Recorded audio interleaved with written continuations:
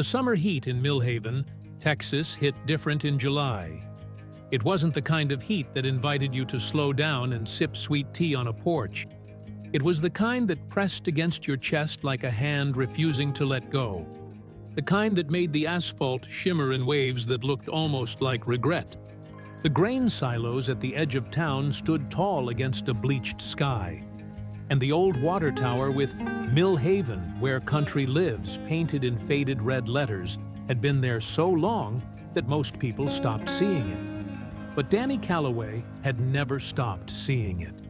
He saw it every single morning from the window of his truck, a 2009 Ford F-150 with a cracked dashboard and a passenger seat that permanently smelled like Claire's jasmine shampoo, even on the mornings she wasn't there.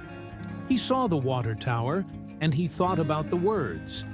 And he thought about what it meant for a place to declare itself the home of something as vast and aching as country music.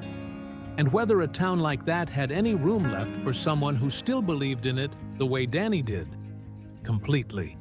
Desperately. Sometimes embarrassingly. Danny was 34 years old. He had a lean frame that suggested someone who forgot to eat when he was working. Brown hair that curled slightly behind his ears when it got too long, and eyes the color of creek water in October, that particular shade of amber green that shifted depending on the light. His hands were the most telling thing about him. Calloused on the right from years of guitar playing, ink-stained on the left from the composition notebooks he carried everywhere. He was the kind of man who looked ordinary until he started talking about music. Then something happened to his face that people noticed and couldn't quite name. He pulled the truck into the gravel lot beside Calloway Sound, the small recording studio his father, Robert Calloway, had built in 1987 with money borrowed from two uncles and a prayer. The sign above the door was hand-painted wood, the letters carved deep. Robert had done it himself. Danny had watched him do it, standing on a stepladder on a Saturday afternoon while a Strait record played from a radio inside. King of the Mountain. Danny had been 6 years old, and he hadn't understood the lyrics, but he had understood something about the way his father stood a little straighter when the chorus hit. Robert Calloway had died 4 years ago. Heart attack. Fast, the doctor said, as if that was supposed to be a comfort. Danny had inherited the studio, the debt attached to it, and a reputation in Millhaven that was both a gift and a cage.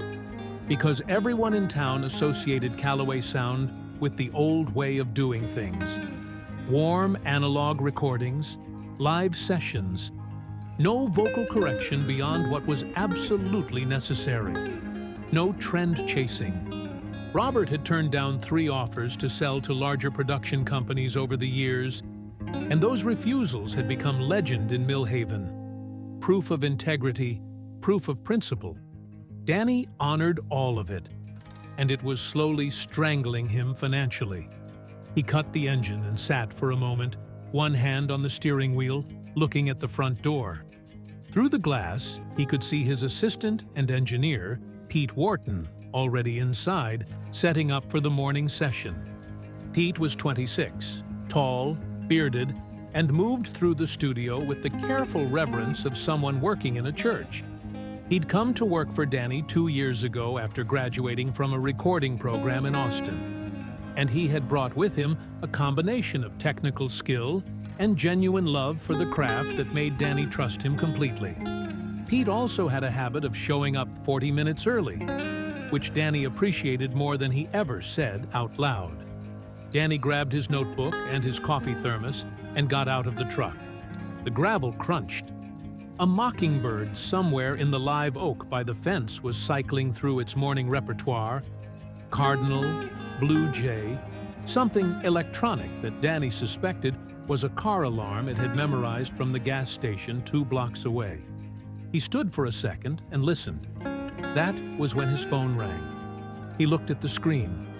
Donna Prescott, his contact at Lone Star Bridge Records in Nashville.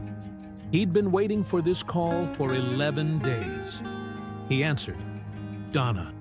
Danny. Her voice was professional, measured. The voice of someone who had delivered disappointing news so many times that she had developed a specific tone for it. Not unkind, but definitively closed. I talked to the committee. I wanted to call you personally because I respect what you're doing down there, and I think your instincts are usually solid. But a pause. Not long enough to suggest genuine hesitation. But the George Strait project isn't something we can move forward with. I'm sorry. Danny leaned against the hood of his truck. The metal was already warm from the morning sun. Did they listen to the demo? They did. All of it? Danny? Did they listen to all of it, Donna? Because the second verse is where the... Danny. Her voice was gentle but firm. The way you spoke to someone you were trying to prevent from embarrassing themselves further. They listened. And the song is beautiful. I mean that. Your writing has always been beautiful. But George Strait is 60-something years old. His audience is loyal, but it's aging. The labels that are doing well right now are not doing well because of artists like George. That's just the reality of the market. He had 3 top 10 hits in the last 6 years. In the country charts, which are not where the money is flowing. She paused. Look, if you want to pitch this to his management directly, that's your right. But from where we sit, we don't see the return. And I have to be honest with you, even if George was interested, the production budget you're talking about for a fully live recorded session with that kind of orchestration is not something we could justify to our investors right now. Danny was quiet for a moment. Through the studio window, he could see Pete adjusting a microphone stand with the slow precision of a man who understood that positioning mattered. "He's not done," Danny said. His voice was quiet, not angry, just certain. People keep saying he's done, and they're wrong. Nobody's saying he's done, Danny. They're saying the market has moved. The market moved away from honesty. That's not an improvement. Another pause. When Donna spoke again, there was something almost like sadness in her voice. "I'll keep your demo on file. If something changes..." "Thanks, Donna." He ended the call and stood there in the gravel parking lot in the July heat, the thermos in one hand and the phone in the other, and looked up at the water tower, where country lives. He went inside. Pete looked up when Danny came through the door. He read something in Danny's expression and didn't ask about the call. That was one of Pete's best qualities. He knew when questions were welcome and when they weren't. "Sessions at 9, Pete said. "Bobby Tilden's band. They want to recut the bridge on Broken Fence. Bobby said the drummer rushed it last time." "He did rush it," Danny agreed, setting his thermos on the console. "Tell him to count it in himself instead of looking at the click track. He tenses up when he watches the click." Pete nodded and wrote something in his own notebook. "Also," Claire called, "she said you forgot the dry cleaning again." Danny rubbed his face with both hands. "I did forget the dry cleaning again." She sounded... Pete chose his next word carefully. "Patient. That means she's running out of it." That was my read. "Yeah." Danny sat in the producer's chair and looked through the glass into the live room. Empty for now. Just mics and stands and the particular silence of a room designed to hold sound. He'd grown up in this room. Some of his earliest memories were sitting on the floor behind his father's chair, listening to sessions, learning without knowing he was learning. The smell of the place, wood and electrical equipment and something faintly like old coffee, was the smell of his whole childhood. He opened his notebook to a page near the back. The song was there, handwritten, with revisions in the margins. He'd written it 8 months ago in 3 hours during a night when he couldn't sleep, which was how he knew it was the best thing he'd ever written. The songs that came like that, fast and necessary, like breathing, were always the real ones. The ones you labored over sometimes came out fine. But the ones that arrived like they'd been waiting were the ones that lasted. The title was written at the top of the page in capital letters. What the Leaving Left Behind. He'd written it about his father, about the night Robert Calloway sat in this same chair and played Danny a George Strait record. The chair, oceanfront property, check yes or no, explaining each one like a professor explaining primary texts. This is how you tell the truth without being loud about it. This is how you make somebody feel seen without making them feel exposed. This is country music, when it's doing what it's supposed to do. Danny had been trying to honor that lesson ever since.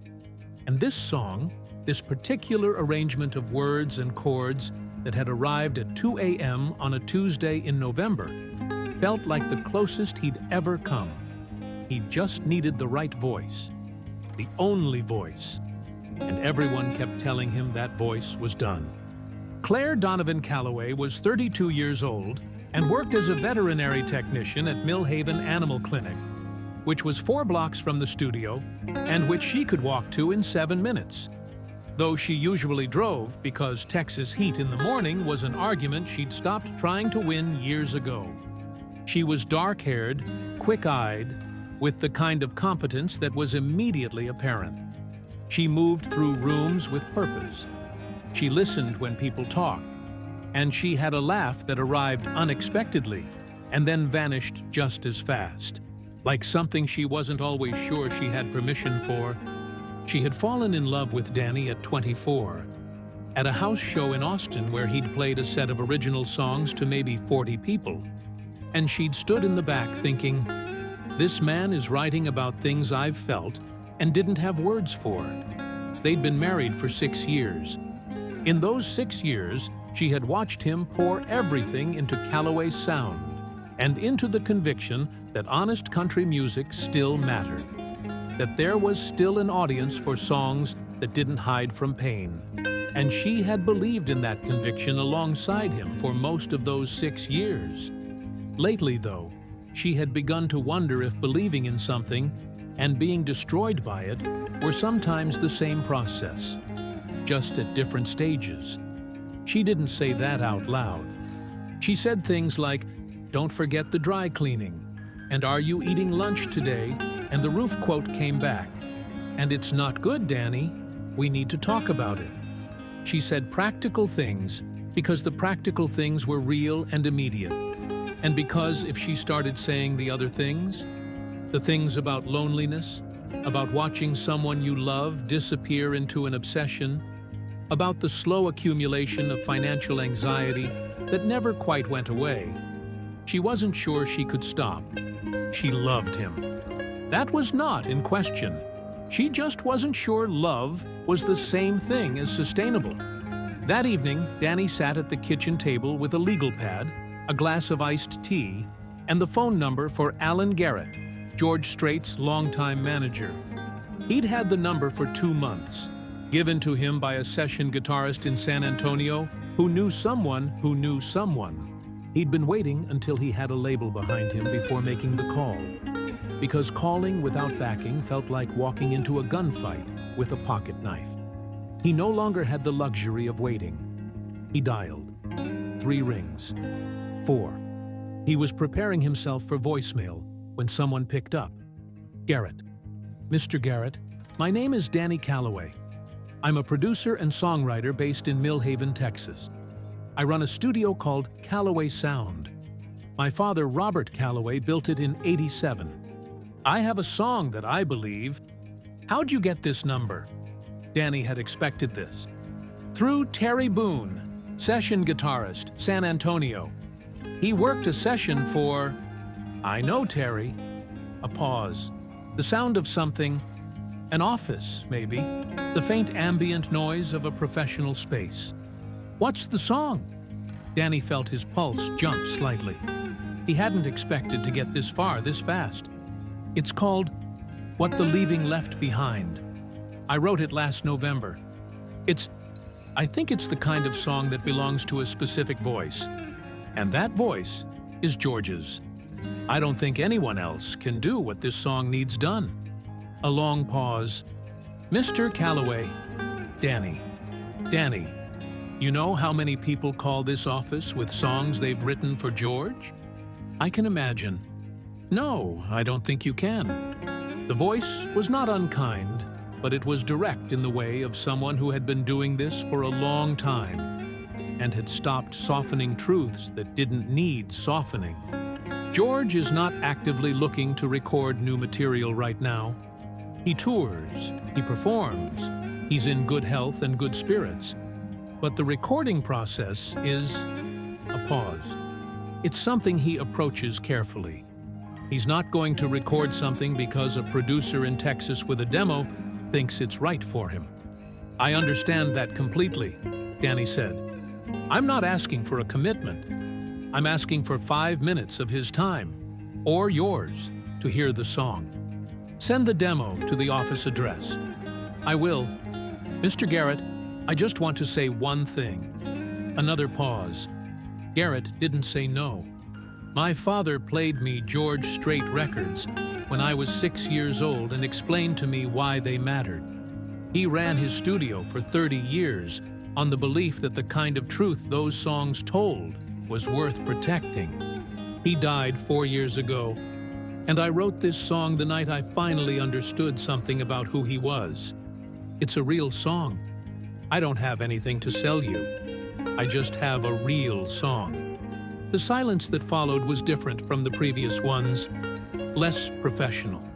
"Send the demo," Garrett said. "I'll listen to it myself." The call ended. Danny set the phone down on the table and looked at it for a moment. From the hallway, Claire appeared in the kitchen doorway. She'd heard the last part of the conversation. She was looking at him with an expression that contained several things at once: hope, worry, and something that might have been the specific tenderness of watching someone you love do something reckless and necessary at the same time. "He'll listen to it?" she asked. "He'll listen to it," Danny said. She came into the kitchen, sat across from him at the table, and for a moment, they just looked at each other. The ceiling fan turned slowly overhead. Outside, a truck rumbled down the street. "Danny," she said quietly, "I know. We need to talk about the roof and the equipment loan and—" "I know, Claire." "After he listens," she said. "Not a concession, just a boundary, gently drawn." "After he listens," Danny agreed.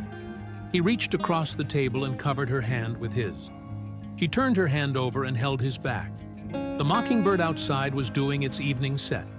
In the live oak by the fence, invisible, cycling through every sound it had ever heard, building its song from borrowed pieces, and somehow, impossibly, making it its own. 3 weeks later, Danny drove to Nashville. He drove it straight through. 14 hours with 2 gas station stops and a brisket sandwich in Memphis that he ate standing next to his truck in a parking lot because he was too impatient to sit down. He had Pete's recorded demo of What the Leaving Left Behind on the truck's stereo, and he listened to it 4 times between Millhaven and the Tennessee state line.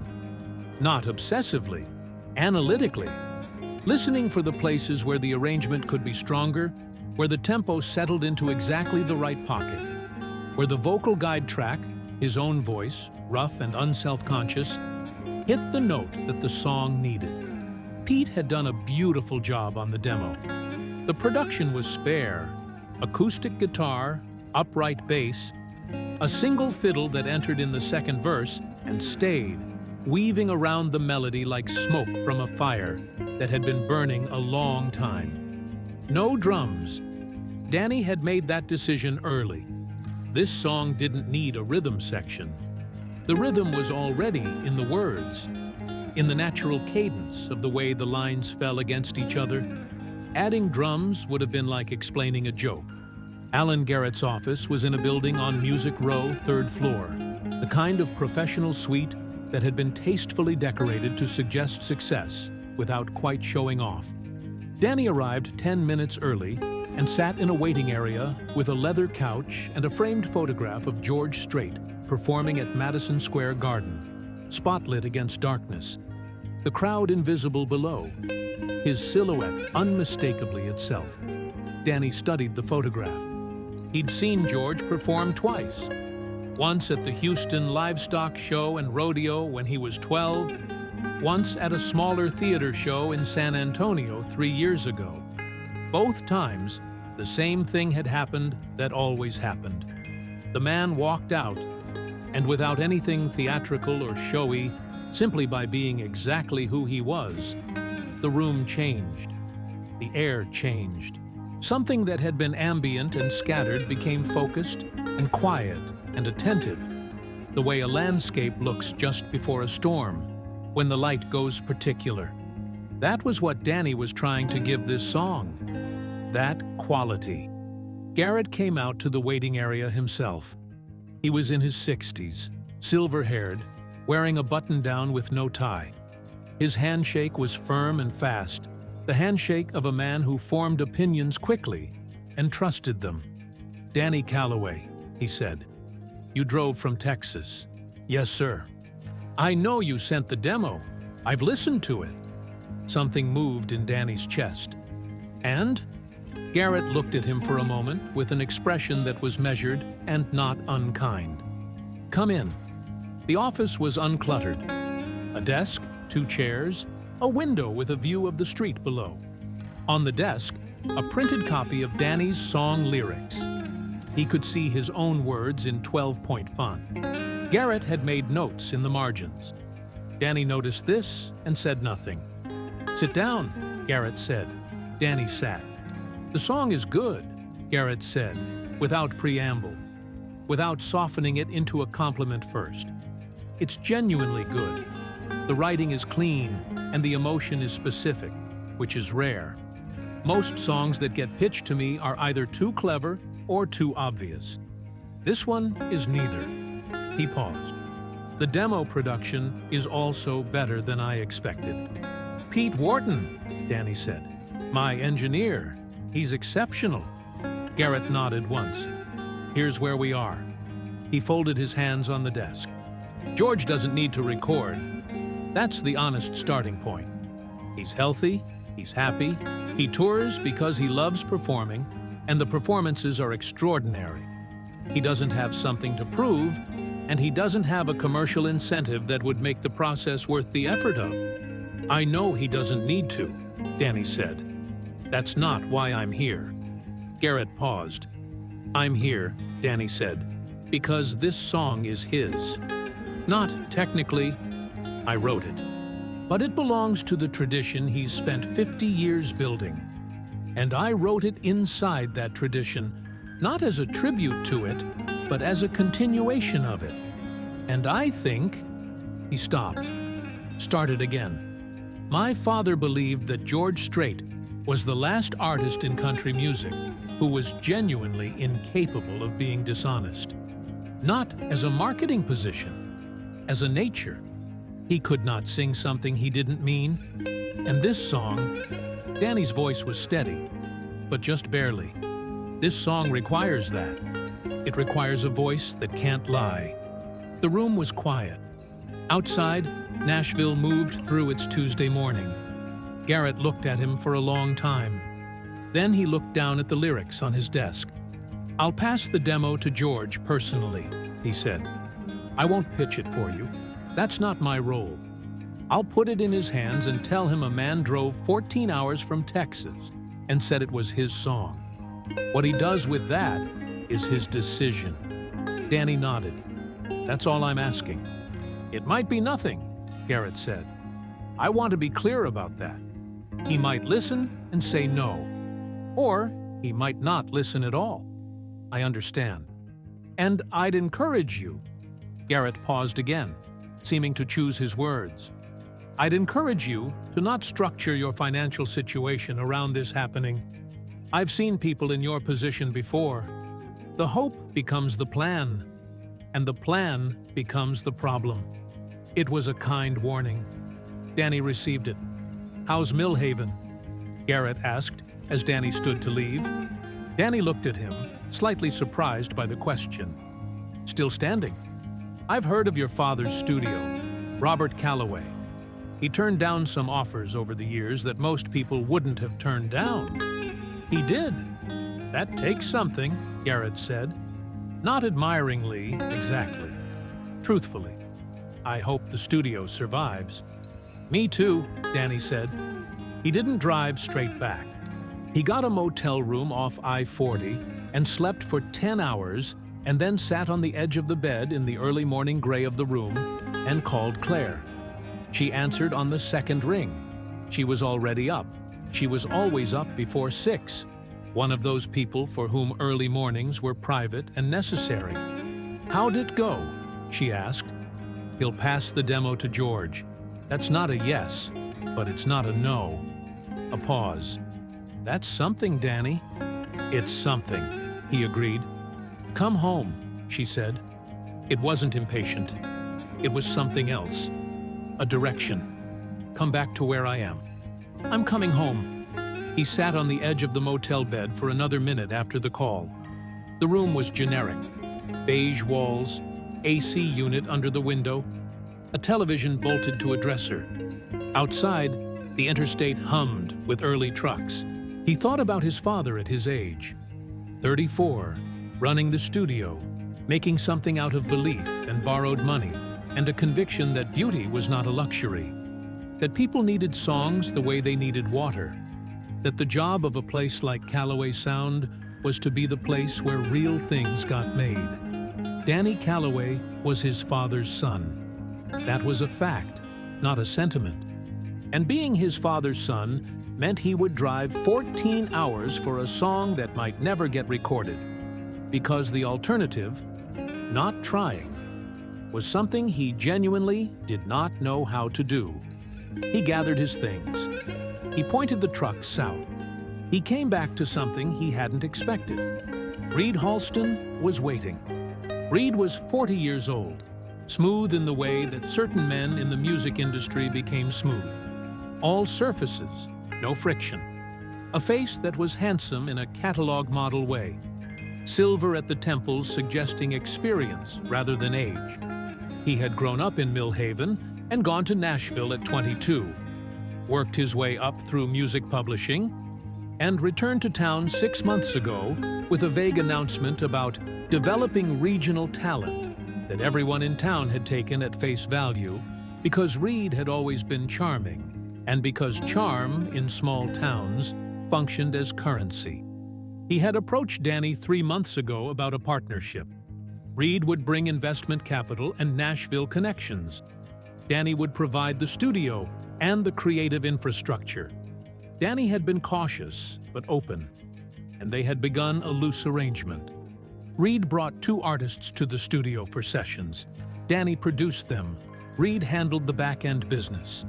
What Danny didn't know, what he came home to discover through a conversation with Janelle Torres, the woman who handled Calloway Sound's bookings and accounting, a 40-year-old woman with reading glasses and an extraordinarily accurate instinct for when something was wrong, was that Reed had, during Danny's absence, met with a real estate developer out of Dallas about the studio property. Not about buying it from Danny, about buying it from under him. The studio was mortgaged. The loan was with a regional bank, and Reed, who had done his homework, had discovered that the loan was 60 days from a potential covenant breach. Not a missed payment, but a financial ratio clause that Danny had been managing carefully, and that had been manageable until the roof repair, and 2 equipment loans had shifted the numbers into uncomfortable territory. Reed had met with the developer and, based on what Janelle had overheard in a phone call Reed had taken in the parking lot, had presented himself as someone with a path to acquiring the property. Danny stood in the studio office and listened to Janelle tell him this with the particular stillness of a man who was registering something that hadn't fully arrived yet. "You're sure?" he said. "I heard what I heard," Janelle said. She pushed her glasses up. "Reed doesn't know I was in the back room." Danny was quiet. Through the glass, the live room sat empty and still, the microphones standing in their positions like patient witnesses. "Don't say anything to Reed yet," Danny said. "What are you going to do?" He didn't answer. He turned and looked at the framed photograph behind the console. Robert Calloway, 20 years younger, standing in this same room with his hand on the mixing board and a grin that said, "I built something real here." Danny had hung it after his father died. He saw it every day. He had stopped really seeing it, the way you stopped seeing the water tower. But he saw it now. "Get me the loan documents," he said. "All of them. I need to know exactly where we stand." Where they stood was not good. The covenant breach wasn't catastrophic, but it was real, and the bank, specifically a loan officer named Frank Dunn, who was professional and sympathetic and ultimately unmoved by sympathy, had noticed it. Danny sat across from Frank Dunn in a beige office in Millhaven's one commercial bank and received information that he had technically known was coming but had not fully believed. "You have 45 days, Frank said. "If you can bring the ratio back into compliance by then, we don't have a problem. If you can't," he spread his hands in a gesture that was not unkind and not helpful, "we'd have to talk about options." "By options you mean restructuring. Or in the event that restructuring isn't viable." A pause. "We'd have to look at the asset." The asset. 38 years of his family's work. The room where the music was made. Danny drove home. He sat in the driveway for a few minutes because he wasn't ready to go inside and tell Claire yet. The house was lit up. Warm gold light in the kitchen window. Claire moving around in there, probably making dinner. The ordinary machinery of a shared life running in the background of everything. He watched the kitchen window and thought about what it would feel like to lose the thing your father built. And he thought it felt something like what the song was about, which was a terrible and clarifying thing to realize. He went inside. He told her.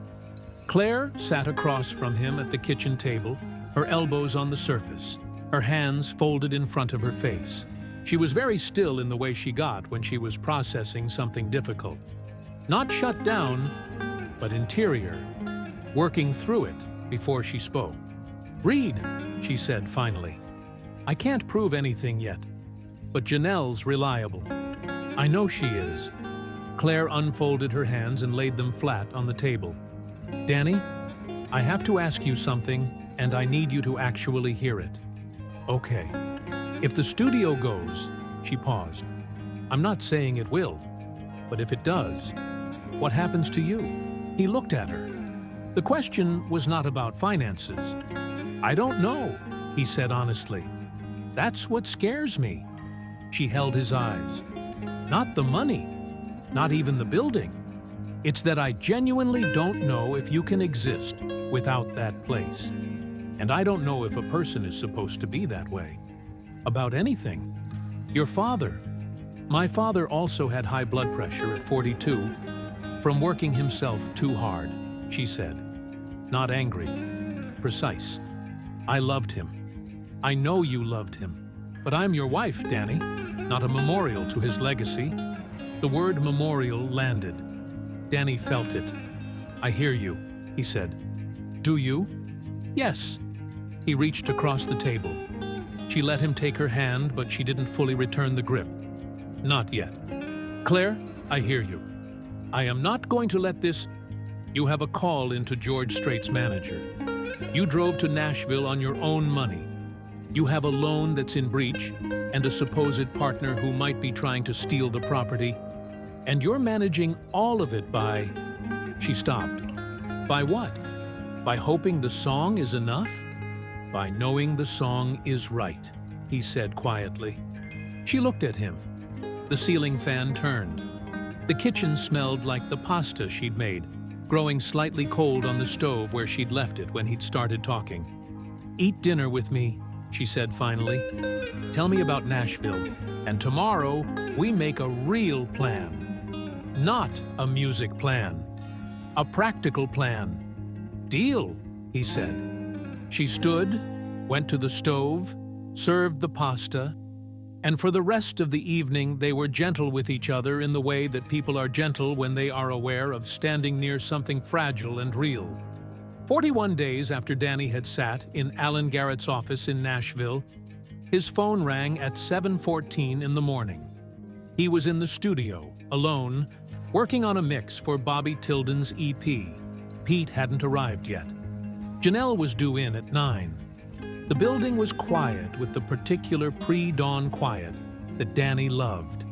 The AC running low, the monitors glowing, the smell of old coffee and electronics, everything still and waiting.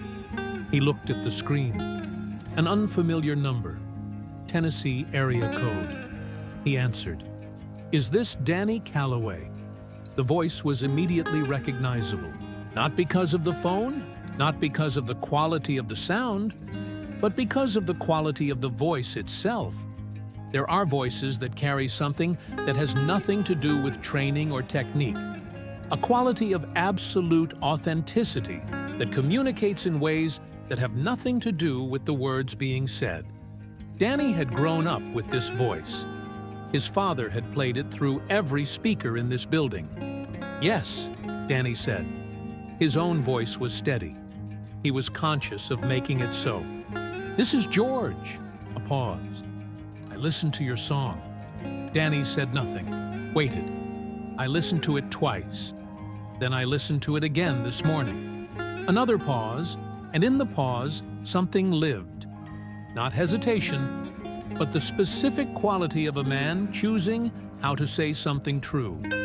"Your father sounds like he was a good man." Danny's throat tightened. He was. "The song is honest," George said. "That's the word I keep coming back to. Not in a simple way, in the way that's hard to write. You've been carrying this for a long time." 8 years, Danny said. "Since he died? It took me 8 years to find the words." "That sounds about right," George said. And in those 4 words was an entire conversation that neither of them needed to have, because both of them understood what it meant to wait for the thing that needed saying to become sayable. "I want to have my musicians listen to the demo. I want to have a conversation about what the recording would look like." The room was entirely still. The monitors glowed. "I'd want to record it live," Danny said. "Full band in the room, no overdubs after the fact.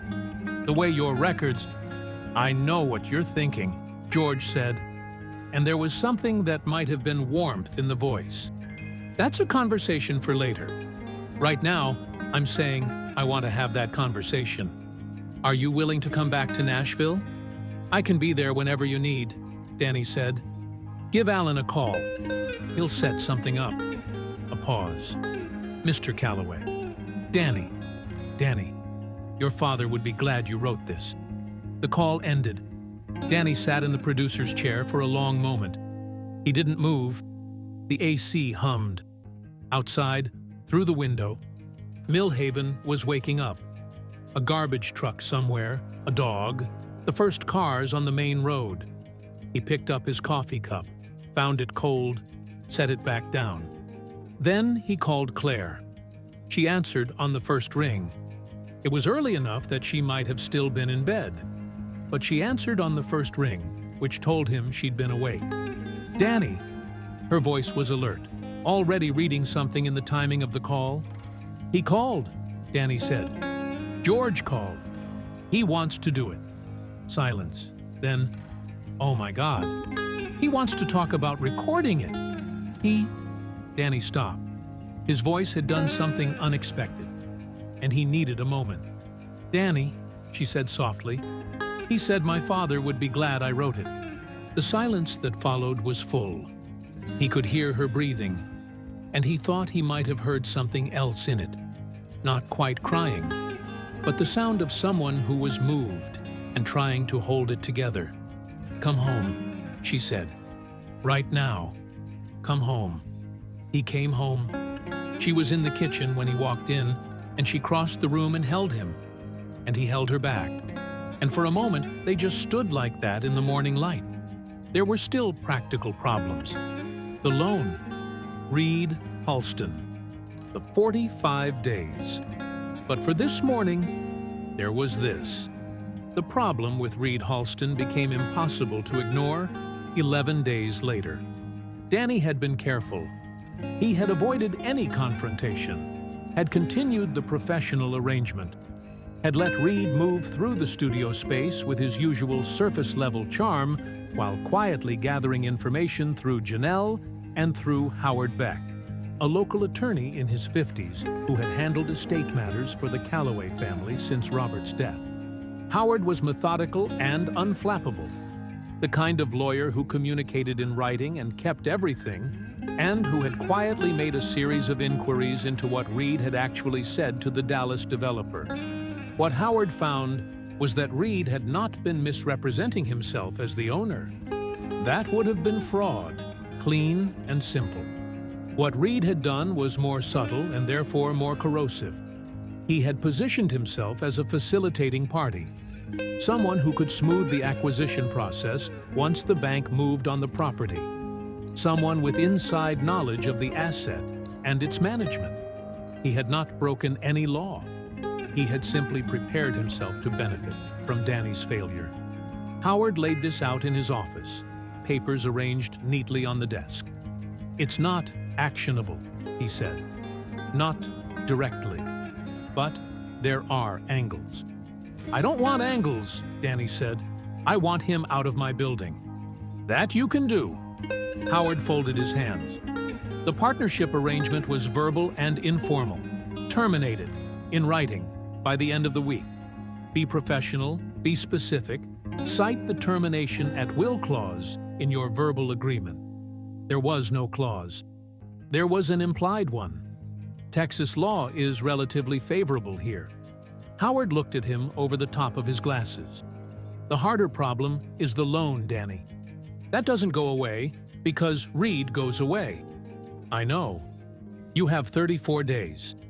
If the George Strait project generates an advance, we haven't talked about money yet. That conversation's next week in Nashville. If there's an advance large enough to restructure, and if there isn't." Howard was quiet for a moment. He had known Danny since Danny was a child sitting in his father's studio. He had seen Robert Calloway make decisions that were financially inadvisable and humanly irreplaceable. And he had admired the man for them even while he had worried. He saw the same quality in Danny, the same stubborn and luminous conviction, and it moved him and frightened him in equal measure. "Then we look at other options," he said. "But let's not get there before we have to." Danny confronted Reed that afternoon. He'd thought about doing it at the studio, on his own ground, but then decided against it. He called Reed and asked to meet at the diner on Main Street. Neutral ground, public, two men having a business conversation. Reed arrived in a clean gray shirt, ordered coffee, smiled the way he always smiled. "You're back from Nashville," he said. "How'd it go?"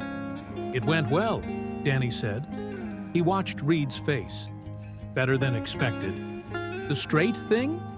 Reed's smile adjusted by approximately 2%. "Still there, but something behind it now." "That's moving forward?" "It is." Danny put his hands flat on the table. "Reed, I'm ending our partnership arrangement." The smile held for another second. Then it became something else. Not angry, but recalibrated. "That's abrupt. Is there a specific reason?" "I know about the conversations with the Dallas developer." Danny kept his voice even. "I know what you were preparing for. I'm not going to get into it more than that, because I don't need to. The arrangement is terminated. In writing, by end of week." Reed was quiet for a moment.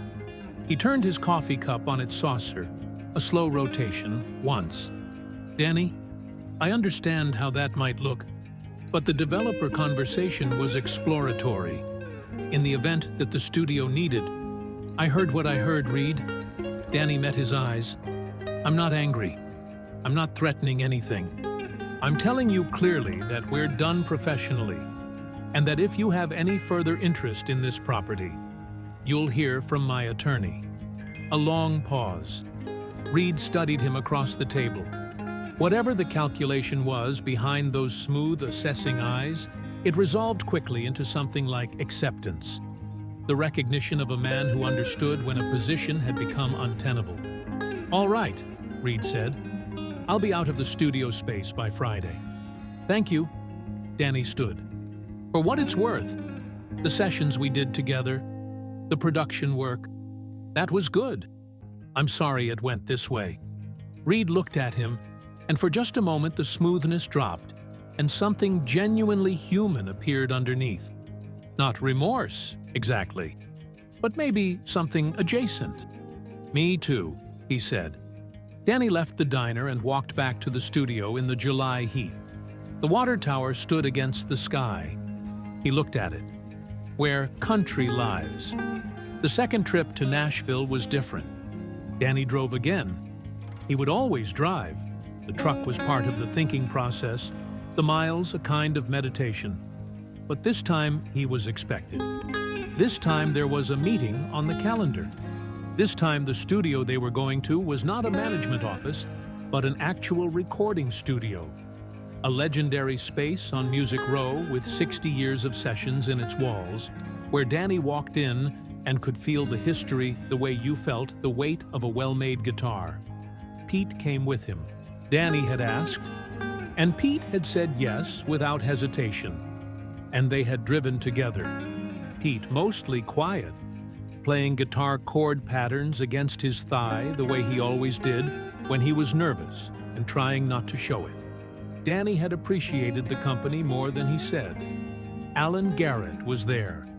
3 of George's musicians were there. A fiddle player named Roy Callum, a bassist, and a guitarist whose work Danny recognized immediately from records he'd listened to since he was a teenager. And then George Strait walked in. Danny had met famous people before, in the loose definition the music industry operated under.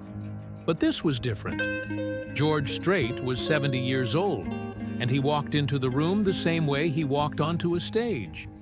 Not performing, but simply arriving, fully present, completely himself. He was in jeans and a collared shirt.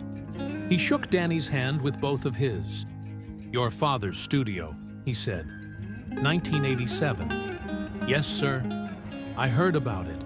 Never got down there, but I heard about it." He held Danny's eyes for a moment. "We'll do right by him today." They ran through the song twice before recording anything. Just listening, talking through the arrangement, letting George sit with the melody and feel where his voice wanted to live inside it. Danny watched this process with the focused attention of someone seeing a master at work. The way George would stop a line partway through and try a slightly different approach.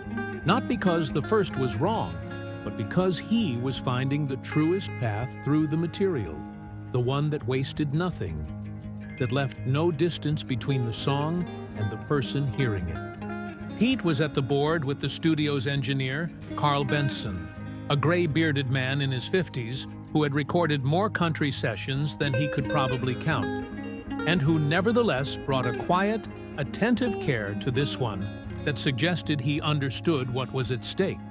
Danny would catch Carl's eye occasionally across the glass, and Carl would nod, not enthusiastically, but with the specific nod of a professional who is hearing something real.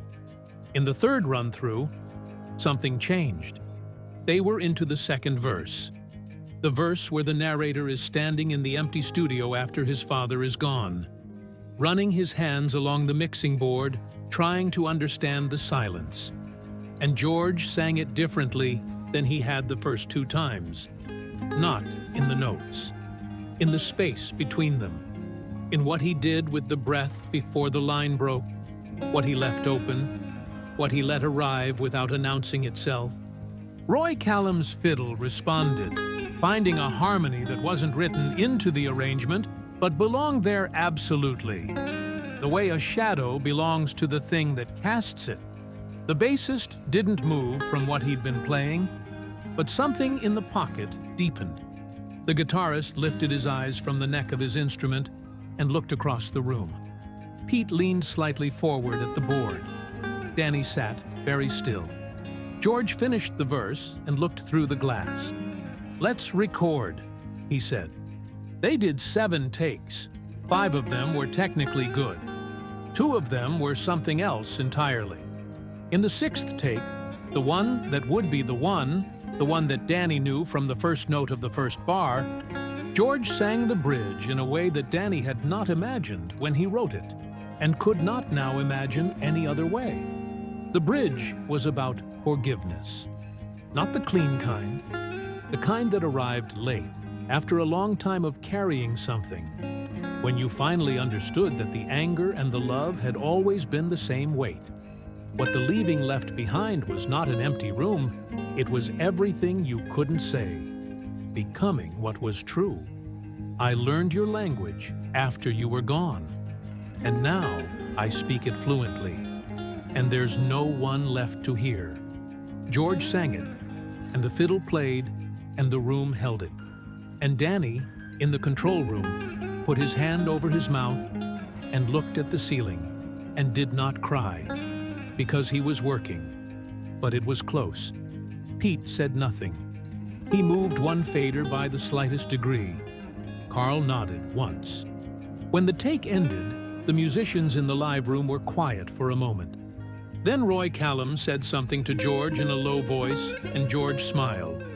Not the performance smile, but the real one. The smile of a man who has done something well and knows it. Garrett, who had come in halfway through the session and stood in the back, came forward. He put his hand on Danny's shoulder briefly, said nothing, said everything. The conversation about the recording deal happened the next morning in Garrett's office. Danny brought Howard Beck's preliminary framework. Garrett had his own team.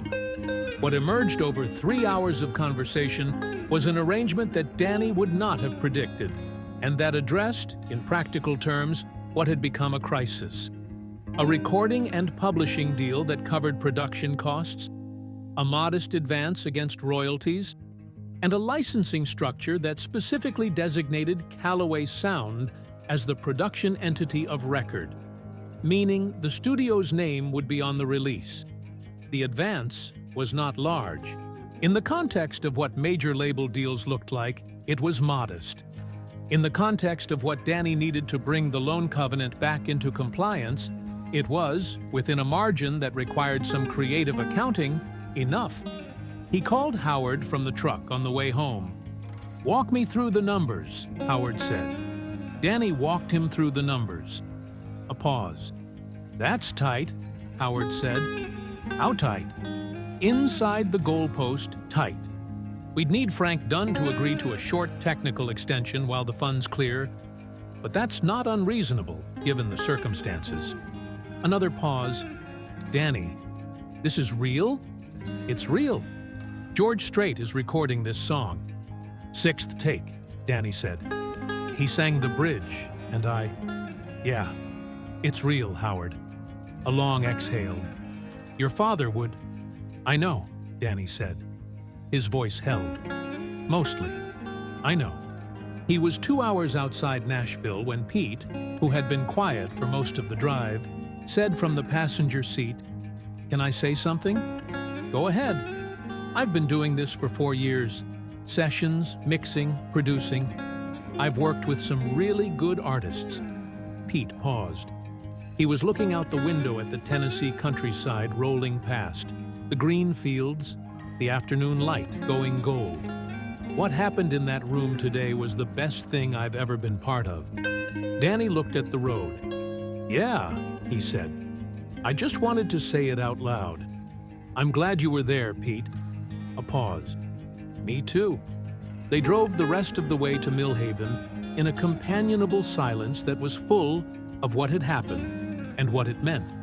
And the sun went down over the Texas border, and the stars came up over the flat land, and Danny Callaway drove his truck home. The song came out on a Thursday in October. It was released quietly. No elaborate promotional campaign, no social media rollout strategy, no coordinated playlist pitching. Garrett had made those decisions based on a reading of the material that Danny had agreed with completely. This song didn't need a launch. It needed to be heard. And things that needed to be heard, if they were truly the real thing, had a way of finding their way. By Friday morning, something was moving. Danny was in the studio, where else? Working on a session for a young singer named Lena Ford, 19 years old, from a small town outside Abilene, who had sent him a demo that had stopped him cold when he'd listened to it. He was in the middle of setting levels when Pete came through the door with his phone in his hand, and an expression that Danny had never seen on Pete's face before. A kind of stunned, electric alertness, the face of someone watching something unexpected happen in real time. "It's on the radio," Pete said. "Not just here, Dallas, Austin, a station in Kansas City picked it up this morning.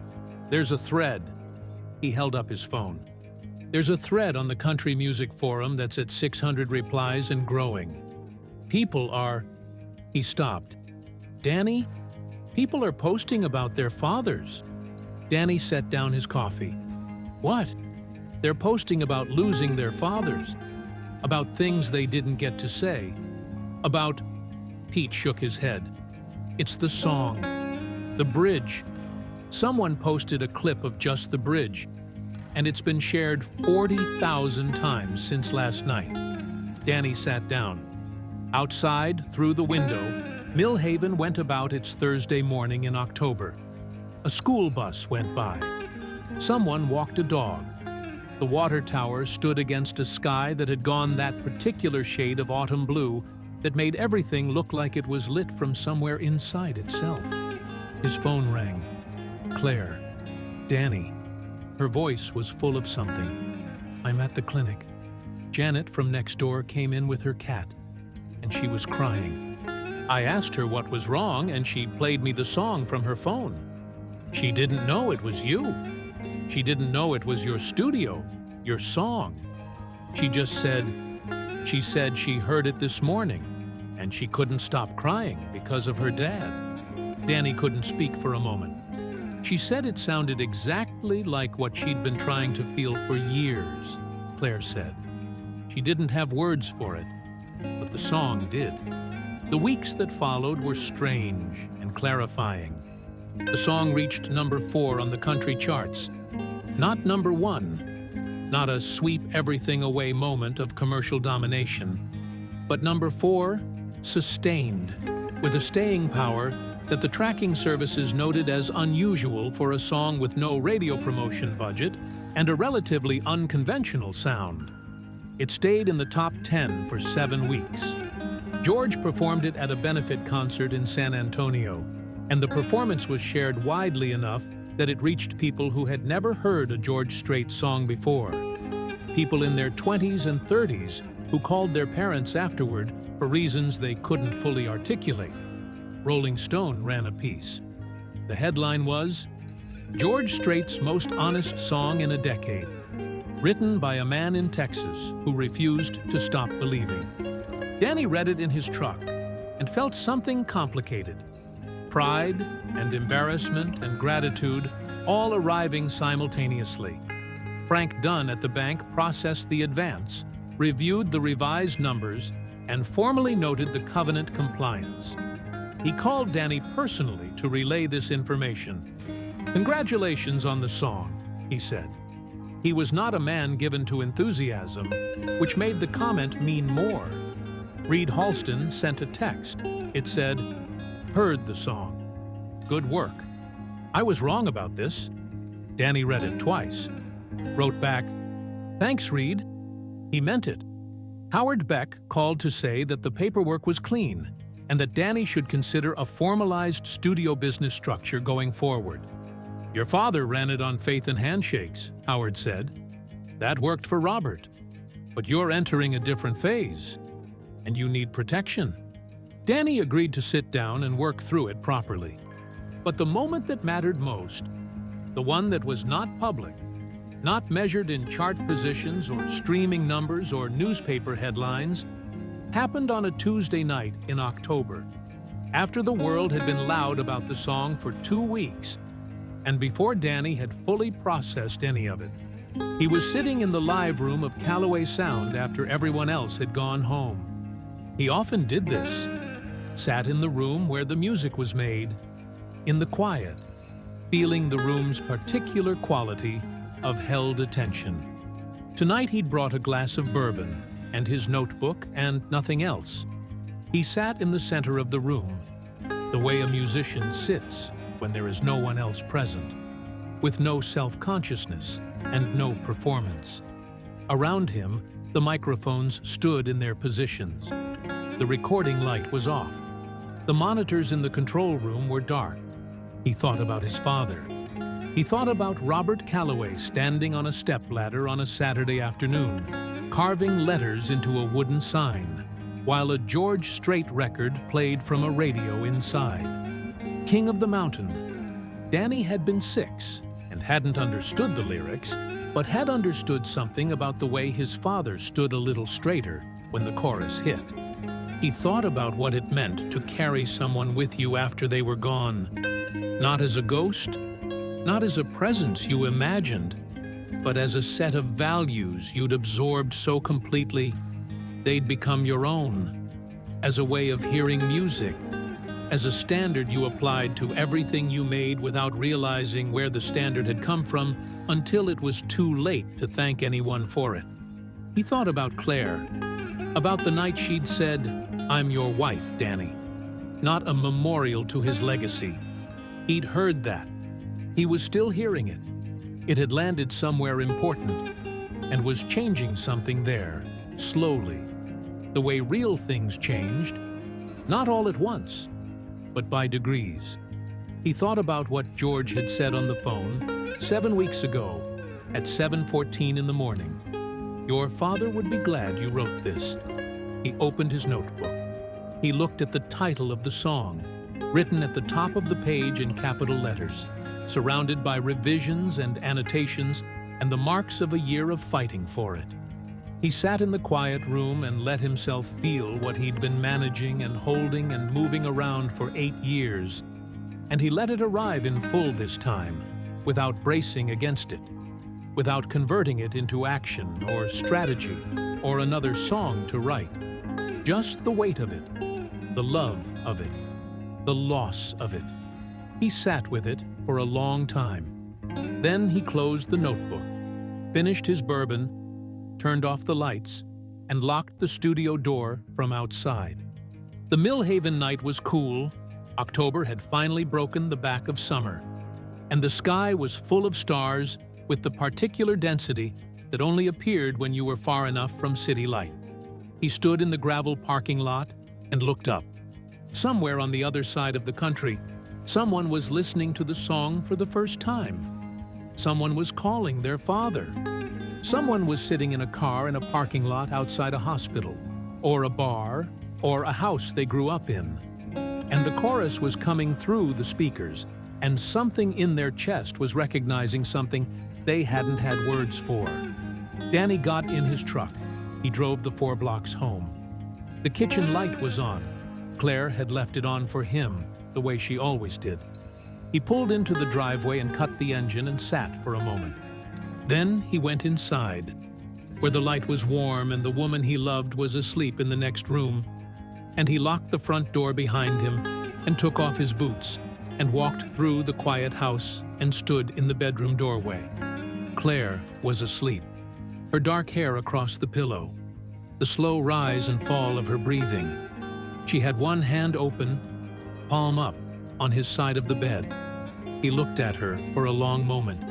He thought, I almost lost this. Not the studio. This. Her. The realization had been coming for weeks, arriving in pieces he'd been assembling slowly.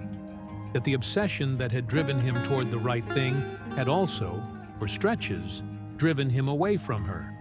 That she had held on with a patience that went past what was required, past what was deserved, out of a love he had not always met fully. He thought about the conversation they needed to finish, the one she'd started at the kitchen table months ago, the one they'd set aside for the storm to pass. He thought, after everything is settled, after the charts stop moving and the phone stops ringing and Nashville goes quiet, that conversation is what comes next. That's the real work. He walked to the bed and lay down beside her without waking her. Her hand was still open. He put his hand in it. She made a small sound in her sleep, and her fingers closed around his. Outside, the wind moved through the live oak by the fence. The mockingbird, wherever it was asleep. The water tower stood against the star-filled Texas sky, its words invisible in the dark but present. Where country lives. Danny Calloway closed his eyes. For the first time in 8 years, the weight he had been carrying was not gone. He knew now that it never would be, that you didn't put down the people you loved. You learned to carry them differently, but it was his. Finally, fully, without apology, without the need to prove it to anyone. His father's, the songs, he slept. What the Leaving Left Behind, produced by Danny Calloway at Calloway Sound, Millhaven, Texas. Recorded live, single take, no vocal correction. George Strait, vocal. Roy Callum, fiddle. All songs written by Robert Calloway's son,